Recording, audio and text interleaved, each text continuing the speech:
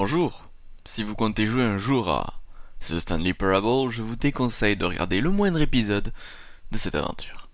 Voilà, vous êtes prévenus. Ah, c'est rigolo. Bonsoir. Donc, aujourd'hui, on va jouer à The Stanley Parable. C'est rigolo parce que même le petit DX Story est affiché là. Ah, c'est rigolo ça. Bref. Rolling.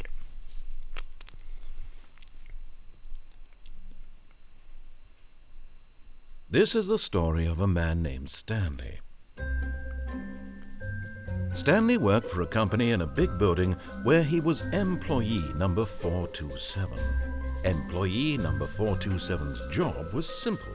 He sat at his desk in room 427 and he pushed buttons on the keyboard. Orders came to him through a monitor at his desk, telling him what buttons to push, how long to push them, and in what order. This is what employee 427 did every day of every month of every year. And although others might have considered it soul-rending, Stanley relished every moment that the orders came in, as though he had been made exactly for this job.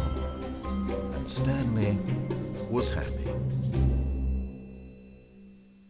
And then one day, something very peculiar happened. Something that would forever change Stanley. Something he would never quite forget.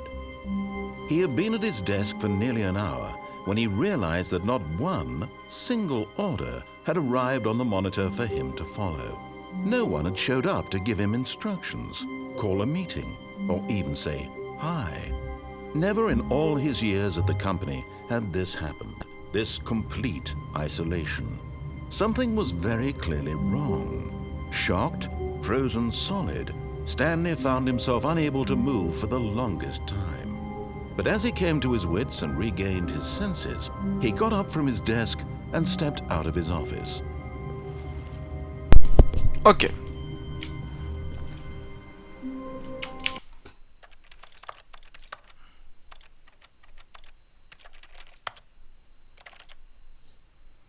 No. No.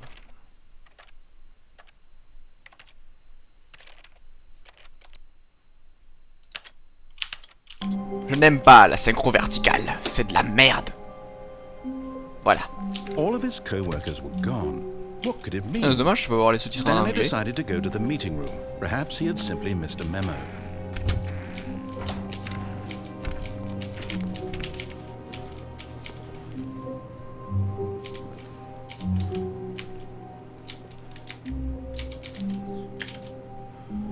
Et j'arrive pas à le lire. Oh. Fuck.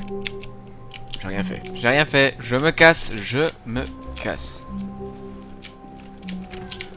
Toujours refermer la porte du soir. When Stanley came to a set of two open doors, he entered the door on his left. Ok.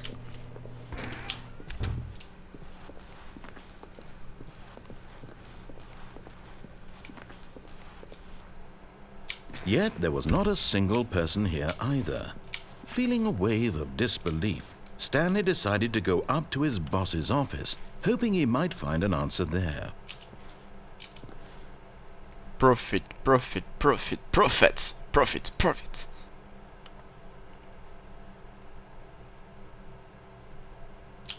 As a sleek blue graphic. It's oh. Tout le monde est unique. Vous plus que les autres. Ah, je suis unique.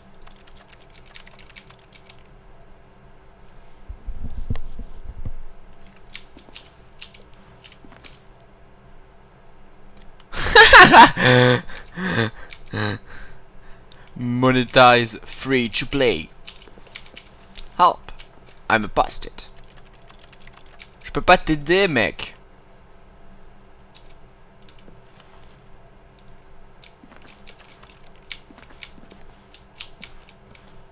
Yeah.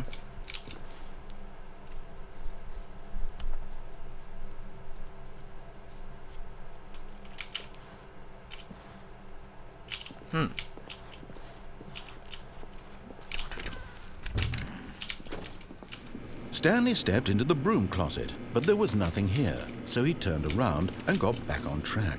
T'es sûr qu'il y a rien? Eh oh, je t'ai pas donné de fermer la porte. There was nothing here.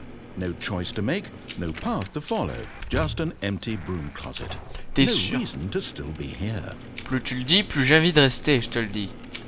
Qu'est-ce qu'il y a ici? Dis-moi, qu'est-ce qu'il y a? Qu'est-ce qu'il y a? It was baffling that Stanley was still just sitting in the broom closet. He wasn't even doing anything. At least if there was something to interact with, he'd be justified in some way. As it is, he's literally just standing there doing sweet FA. Eh, c'est louche. Ok, je me casse. Coming to a staircase, Stanley walked upstairs to his boss's office. D'accord. Je suis un bon mouton, je suis les ordres.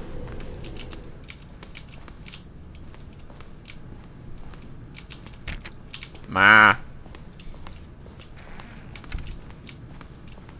Ma. Pas d'interaction.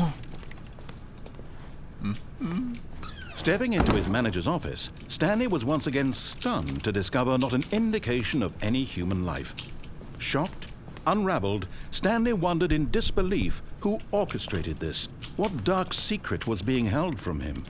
What he could not have known was that the keypad behind the boss's desk guarded the terrible truth that his boss had been keeping from him. And so the boss had assigned it an extra secret PIN number, 2845. Yet incredibly, by simply pushing random buttons on the keypad, Stanley happened to input the correct code by sheer luck. Amazing. He stepped into the newly opened passageway.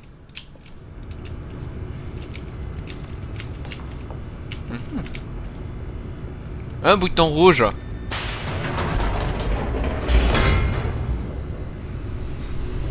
Ok. Chargement, chargement, chargement, chargement, chargement, chargement, chargement, chargement, chargement. Hein? Descending deeper into the building, Stanley realized he felt a bit peculiar. It was a stirring of emotion in his chest, as though he felt more free to think for himself, to question the nature of his job. Why did he feel this now, when for years it had never occurred to him? This question would not go unanswered for long.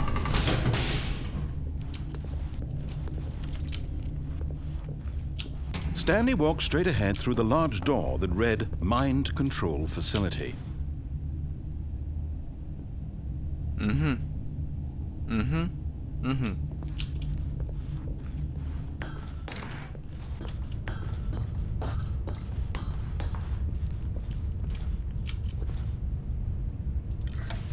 The lights rose on an enormous room packed with television screens. Whoa. What horrible secret did this place hold? Stanley thought to himself. Did he have Mais quel secret terrible est gardé dans cet endroit? Oh. Me dis-je à moi-même. Moi, Stanley. What the fuck?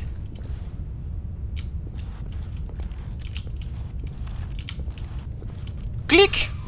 Now the monitors jumped to life, their true nature revealed. Each bore the number of an employee in the building, Stanley's co-workers. The lives of so many individuals reduced to images on a screen, and Stanley, one of them, eternally monitored in this place where freedom meant nothing.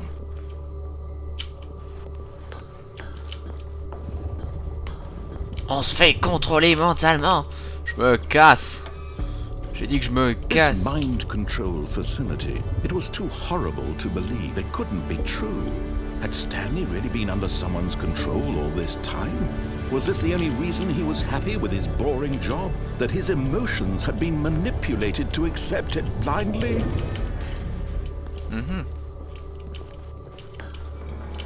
No. He refused to believe it. He couldn't accept it. Fire! T'es viré là-bas. Toi t'es viré le 104. It was unthinkable.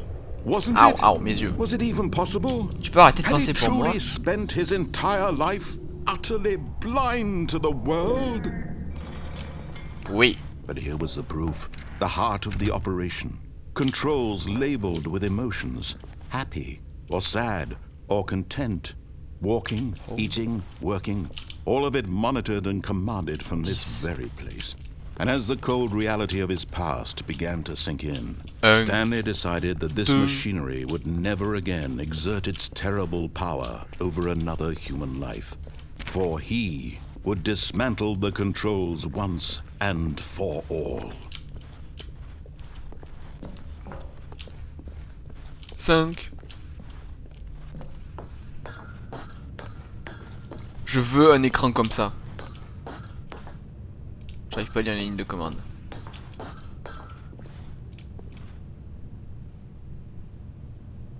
Donc faut que je fasse off. Ah ok.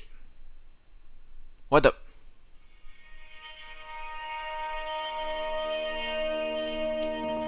Je vois rien. Je peux marcher.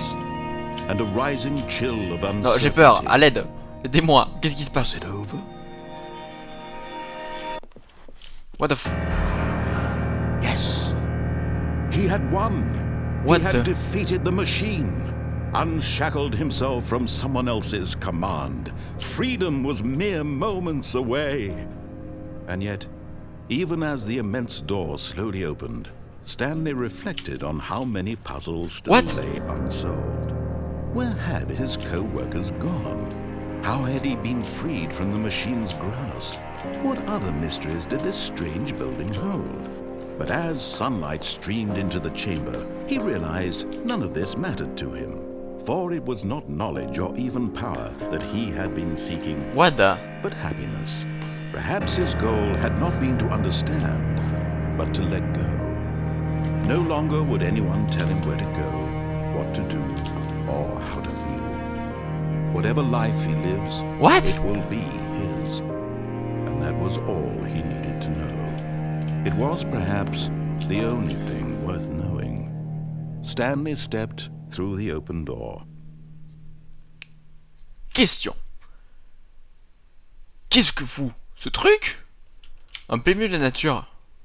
Stanley felt the cool breeze upon his skin, the feeling of liberation, the immense possibilities of the path before him. This was exactly the way, right now, that things were meant to happen. And Stanley was happy. Mes yeux. What?